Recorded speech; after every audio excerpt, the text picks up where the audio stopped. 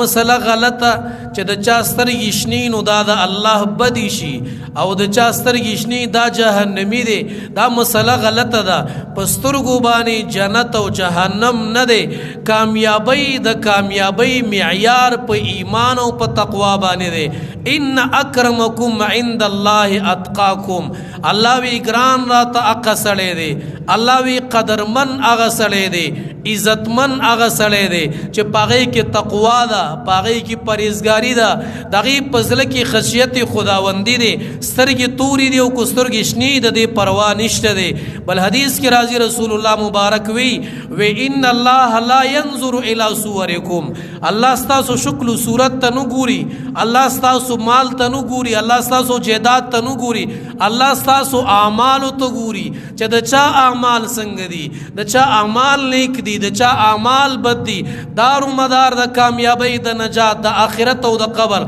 دا په نیک عمل او په ایمان باندې دي دا په شنو سترګو باندې نه دي دا په تور سترګو باندې نه دي چې شین سترګې سړی جهنمی دي او دا د جهنم فلان سیز دي او دا د جهنم فلان سیز دي نه اورورا په دې باندې معیار د کامیابی نه دي سترګې دي توري دي او سم کار نه کې الله تګران نه سترګې دي توري دي او موز نه کې الله تګران نه د قران تلاوت نه کې الله تګران نه سترګې شنې دي خو موز گزار دي الله تګران سترګې شنې دي د قران تلاوت په کې الله تګران سترګې شنې دي پرهیزګار دي الله تګران او جنتی دي دا مسله غلطه چې سترګې شنې نو دا جهنمی دي او دا به جهنم لذینه دا سینه ده